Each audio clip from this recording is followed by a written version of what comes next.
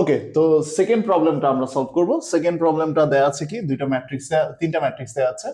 এখানে A B into C, অর্থাৎ A B first ব্র্যাকেটে আছে, মানে কি এ বির কাজ আগে করতে হবে, তারপরে সি গুণ করতে হবে, equal to A into BC, মানে বিসির কাজ আগে করতে হবে, পরে তুমি এর সাথে গুণ করে দিবা, দেখবা দুইটা সমান হচ্ছে কিনা। তো স্টার্ট করি। এ ইন্টু বি, এটা আগে বের করে নিই আমরা, ঠিক আছে?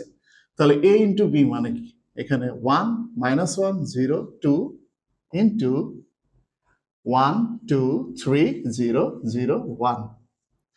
ওকে, এখন ম্যাট্রিক্সের গুণ তো মনেই আছে নিশ্চয়ই, যে এই সারি দিয়ে আমরা প্রথম কলামকে, তারপর দ্বিতীয় কলামকে, তারপর তৃতীয় কলামকে গুণ করব, ঠিক আছে? এবার দেখো, তাহলে 1 দিয়ে 1 কে গুণ করলে কত হয়? 1 -1 দিয়ে 2 কে -2। ওকে, এই গুণটা কমপ্লিট। এখন পরবর্তী গুণটা করি। 1 3 -0, তারপরে 0 -1। ওকে, এখন নিচের সারি দিয়ে তুমি প্রত্যেকটা কলামকে গুণ করো, তাহলে 0 + 4, তারপর কি 0 + 0, তারপরটা কি হবে গুণ? 0 × 0 0, 2 × 1 2। ঠিক আছে, তাহলে গুণফলটা কত আসছে?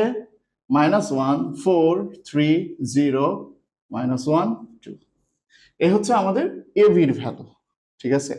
এখন আমরা বিসির ভ্যালু বের করি এই পাশে। তাহলে বি ইন্টু সি, বিসির ভ্যালু কত আসে দেখো তুমি। বি হচ্ছে 1 3 0 2 0 1 ইন্টু সি, সি হচ্ছে আমাদের 2 3 4। এখন গুণটা করলে কি আসে দেখো, 1 3 0 দিয়ে এটাকে গুণ করো, তাহলে 2 1 দিয়ে 2 কে 2, প্লাস 3 দিয়ে 3 কে 9, প্লাস 0 দিয়ে 4 0। এখন 2 দিয়ে 2 কে 4, প্লাস 0 দিয়ে 3 কে 0, 1 দিয়ে 4 কে 4।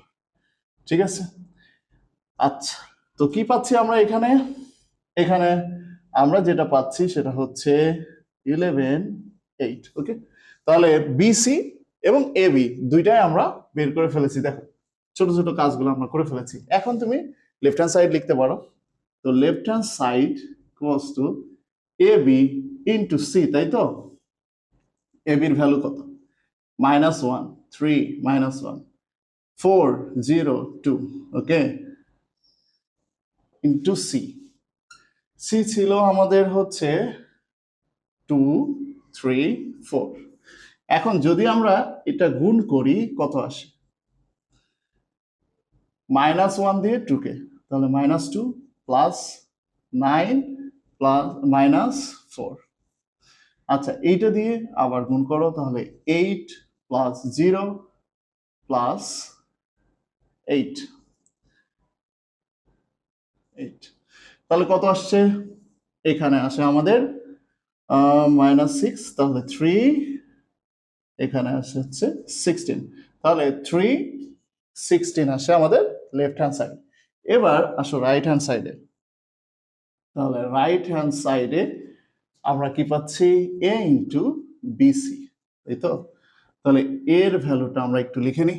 এর ভ্যালু হচ্ছে 1 -1 0 2 ইন্টু বিসি, বিসির ভ্যালু কত আসছে? 11 8। এখন তুমি গুণ করবা, তাই তো?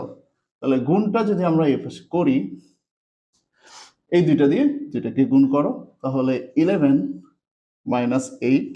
ওকে, তারপরে নিচের কলাম দিয়ে গুণ করো, তাহলে কত আসছে? 0 + 8, 0 + 16। আচ্ছা, এখন এখানে কত আসে? 3 16। ওকে, তাহলে দেখো left hand side and right hand side আমাদের কিন্তু মিলে গিয়েছে। সুতরাং left hand side equal to right hand side proved. তো এই হয়ে গেল আমাদের ম্যাথটা সলভ।